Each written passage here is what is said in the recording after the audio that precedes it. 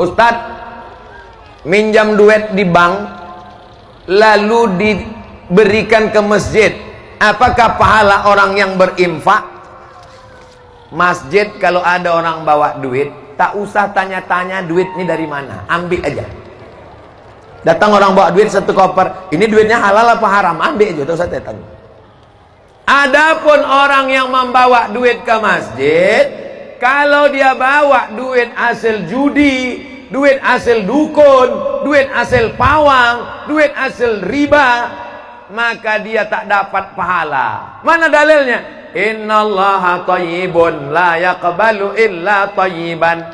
Allah tidak menerima perbuatan yang tidak baik. Wa anfiqu, berinfaklah, min thayyibat, yang baik-baik saja. Yang tak baik tak diterima Allah Subhanahu wa taala. Kau sedang apa? Mencuci. Ibu sedang apa? Mencuci. Mencuci pakai apa? Pakai air najis. Bisa mencuci kain pakai najis? Tak bisa. Mesti mensuci dengan air suci dan mensucikan. Kami cinta rumah ibadah. Ada acara di masjid, baleho spanduk gambar orang, juga acara kurban gambar sapi dipasang dalam masjid. Depan imam sholat gambar. Bagaimana Pak Ustadz? Janganlah dipasang gambar kobau di muka imam. Nanti khawatirnya waktu imam itu sujud, dipoto anak-anak di belakang, dimasukkannya ke internet, imam kami menyembah kobau. Tapi gambar tak sama dengan patung.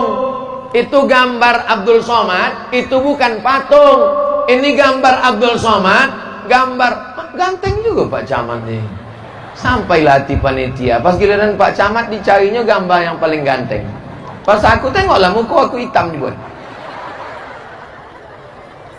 Gambar ini tak sama patung. Ada orang yang mengatakan gambar itu sama patung. Tidak. Sudah aku bahas dalam buku 37 masalah populer. Ada yang membawa buku, mana buku 37 masalah populer, mana? Tak ada. Ada aku bahas di situ, apakah gambar itu patung? Gambar bukan patung. Jadi kalau ibu meletakkan gambar di ruang tamu, tidak apa-apa selama gambarnya menutup aurat. Jangan foto nikah dulu terbuka, ditengok tamu, cantik juga bini kau ya. Kesimpulannya gambar bukan patung. Seorang berinfak untuk pembangunan masjid. Ketika masjid dibongkar, dibuat lebih besar, apakah boleh pecahan tersebut digunakan untuk kepentingan sosial lainnya, menimbun jalan? Syarat wakaf tak boleh hilang. Kalau hilang namanya infak. Kalau tak hilang namanya wakaf. Kalau hilang namanya infak. Apakah mengasih lilin disebut dengan wakaf? Enggak. Karena lilin waktu dibakar hilang.